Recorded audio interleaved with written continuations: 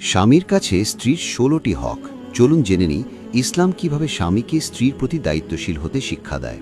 ১. স্ত্রীকে আল্লাহর ইবাদত ও দ্বীনের উপর অবিচল থাকতে সহযোগিতা করা। ২. স্ত্রীর সাথে সর্বদা সুন্দর ও সম্মানজনক আচরণ করা। ৩. সামর্থ্য অনুযায়ী ভারসাম্যপূর্ণভাবে স্ত্রীর জন্য খরচ করা। ৪.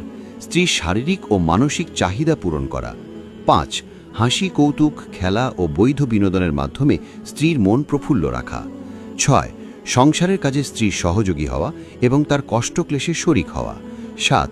স্ত্রীর ভরণ পোষণের পূর্ণ দায়িত্ব গ্রহণ করা। ৮. স্ত্রীর কথার মর্যাদা দেওয়া এবং গুরুত্ব সহকারে শোনা। ৯. স্ত্রীর পিতামাতা ও আত্মীয় স্বজনকে সম্মান করা। ১০. কখনো স্ত্রীকে আঘাত করা বা মারধর না করা। ১১. ধর্মীয় বিধিবিধান পালনে স্ত্রীকে উৎসাহ দেওয়া। ১২. স্ত্রীর গোপন বিষয় অন্যের কাছে প্রকাশ না করা। ১৩. স্ত্রীর প্রতি কৃতজ্ঞতা প্রকাশ করা ও প্রশংসা করা। ১৪.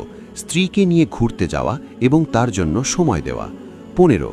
স্ত্রীর সাথে হাসি মুখে ও কোমল ভাষায় কথা বলা। ১৬. স্ত্রীর পিতামাতার প্রতি সদাচরণে তাকে সহযোগিতা করা। জীবিত অবস্থায় তাদের সাথে ভালো ব্যবহার, স্ত্রীকে মাঝে মাঝে তাদের সাথে দেখা করার সুযোগ দেওয়া এবং মৃত্যুর পর তাদের জন্য দোয়া করা। চলুন এবার আসি স্ত্রীর প্রতি স্বামীর আচরণ যেমন হওয়া উচিত। ১. মিষ্টি ও কোমল ভাষায় কথা বলা। ২. স্ত্রীর প্রতি ভালোবাসা প্রকাশ করা। ৩. দয়া ও সহানুভূতির আচরণ করা। ৪. হাসি মুখে স্ত্রীর দিকে তাকানো। ৫. ভালোবাসার স্পর্শ বা চুম্বনের মাধ্যমে স্নেহ প্রকাশ করা। ৬. নিজে খাওয়ার সময় স্ত্রীর মুখে খাবার তুলে দেওয়া। ৭. দাম্পত্য জীবনে সময় দেওয়া এবং গল্পগুজব করা। ৮. স্ত্রীর মতামত শোনা এবং গুরুত্ব দেওয়া। ৯. একসাথে খাবার খাওয়া। ১০.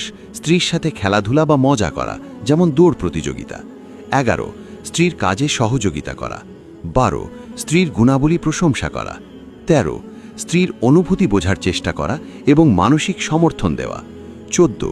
ঘুমানোর আগে মিষ্টি কথা বলা এবং একসাথে শোয়া। ১৫.